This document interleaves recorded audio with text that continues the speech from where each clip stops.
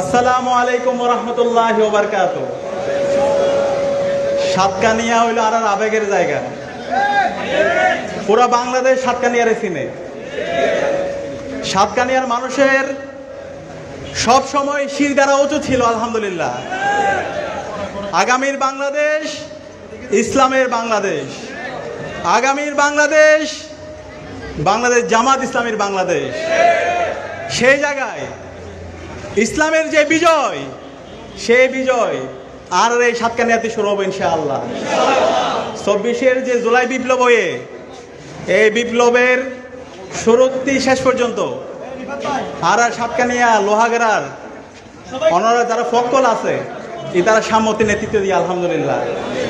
সবচেয়ে যখন ক্রিটিক্যাল অবস্থা ছিল ওনারা জানান 19 তারিখ হতে 2 তারিখ পর্যন্ত, যে সময় মূল সমন্বয়ক সকল অনেকে গুম অবস্থায় আসছিল, অনেকের ডিবি কার্যালয়ে নিয়ে গিয়ে এবং ওই সময়ে আন্দোলনরে স্থগিত করে দেওয়ার জন্য বিভিন্ন ধরনের ষড়যন্ত্র এবং চক্রান্ত হয়ে সেই সময়ে অনরার সাতকানিয়া এবং লোহাগড়ার যে ফকল আছে ইতারা আন্দোলনরে টানি নিয়ে গিয়ে এবং 36শে জুলাই পর্যন্ত সফলতার সাথে আন্দোলন টানি নিয়ে যাই আলহামদুলিল্লাহ ফতে গণমনের মাধ্যমে আজি আর নতুন বাংলাদেশ পেয়ে আলহামদুলিল্লাহ।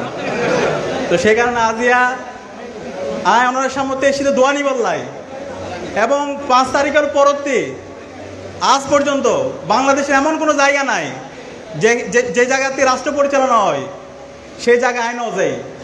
প্রত্যেকটা জায়গায় আল্লাহর মধ্যে যাওয়ার সুযোগ হয়ে রাষ্ট্র যেভাবে পরিচালিত হয় এবং সেই যখন অ্যাডভাইজার তালিকা হয়, যে মিটিং হয়, শপথ প্রোগ্রাম, সচিবালয়, প্রত্যেকখান জায়গায় যাওয়ার সুযোগ হয়ে প্রত্যেকখান জায়গায় যাওয়ার পরে আর কাছে কিছু অনুভূতি তৈরি হয়ে সে অনুভূতি হইল যারা রাষ্ট্র চালার এখন বর্তমান যে স্ট্রাকচার আছে সে স্ট্রাকচার হইল করাপ্টেড এবং যে মানুষ সকল রাষ্ট্র চালার তারাও করাপ্টেড। এরে সৎ মানুষ সকল নেই। তো আরা যারা সৎ মানুষ সকল আছে, আরা যারা ইসলাম প্রতিষ্ঠা করতে চায়, আরা যারা ইনসাফ কায়েম করতে চায়, আরা যারা বৈষম্যের বিরুদ্ধে আরা জীবন দিয়ে আর 2000 শহীদ সকল জীবন দিয়ে 40,000 আনার ভাই বোন যারা গাজী হয়ে তাদের আকাঙ্ক্ষা পূরণ করার জন্য আরা যারা ইসলামী ছাত্র শিবির করে এবং জামাত ইসলামের যারা কর্মী আছি আরারে অগ্রণী ভূমিকা পালন করা হরিব। রাষ্ট্রের মধ্যে যে শূন্যতা, আগামীর যে শূন্যতা, সেই শূন্যতা পালন করার মতো একমাত্র যোগ্য জনগোষ্ঠী আছে ছাত্র শিবির এবং জামাত ইসলামের মধ্যে ইনশাআল্লাহ। সে কারণে সামাজিক নেতৃত্ব থেকে শুরু করে সব জায়গায় আরাত্তি নেতৃত্ব দেওয়া হইব ইনশাআল্লাহ। সাহস করে দাঁড়িয়ে থাকা হইব।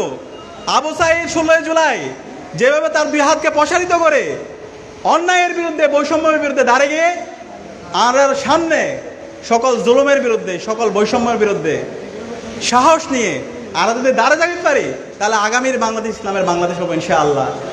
এবং আল্লামা দেলোয়ার হোসেন সাঈদী, যেদিন আল্লামা দেলোয়ার হোসেন সাঈদীর অন্যায়ভাবে পিজি হাসপাতালে খুন করা হয় সেই 15 আগস্ট 2023 সালে, সেদিন আরা পিজি হাসপাতালে আসছিলাম সারা রাত ধরে আরা চেষ্টা করি আর আল্লামারে নিয়ে ঢাকার মধ্যে জানাজা করি বললাই সর্বশেষ আরা নফারি আর সাউন্ড গ্রেনেড মেরকে এবং সেদিন আল্লামা দেলোয়ার হোসেন সাঈদীর সেই কফিন ধরে শপথ করি আল্লামা দেলোয়ার হোসেন সাঈদীর যে স্বপ্ন, ওনার যে আকাঙ্ক্ষা ইসলামী সমাজ বিনির্মাণ করার আগ পর্যন্ত আর লড়াই চালিয়ে যাবো ইনশাআল্লাহ। এবং সেই জানাজা উপস্থিত আসছিলাম, ওনার যাতে কবর দিয়ে সেই কবরের পাশে আসছিলাম, আল্লাহর কাছে দোয়া করি ইনশাআল্লাহ আল্লাহ তাআলা আমার দোয়া কবুল করবে ইনশাআল্লাহ। সে জায়গায় ওনারা অনুরোধ করিম আরা যারা ইসলামী আন্দোলন করি আর এখন শুধুমাত্র যারা আছে নিজেদের মধ্যে তাইলে নব সমাজের সর্বস্তরের মানুষের মধ্যে আরা ছড়ে যাওয়া হরিব, তাদের সমস্যাগুলো আরা ডিল করা হরিব এবং আরা যে অসৎ আরা যে সৎ, আমাদের এই সততা, আমাদের এই দক্ষতা জাতির সামনে সেটা পেশ করতে হবে। এবং আমি বিশ্বাস করি আরা পক্ষে ইনশাল্লাহ সম্ভব। তো ওনার জন্য দোয়া, শহীদদের জন্য দোয়া করিবেন ইনশাল্লাহ। আরাই আগামী দিনে ইনশাল্লাহ এই দেশের নেতৃত্ব দিবেন ইনশাল্লাহ। আসসালামু আলাইকুম রহমতুল্লাহ। সাদেক কায়েম ভাইকে সাতকানিয়ায় আগমন করার জন্য ফুল দিয়ে বরণ করে নিচ্ছেন। আমরা সবাই করতালির মাধ্যমে তাকে স্বাগতম।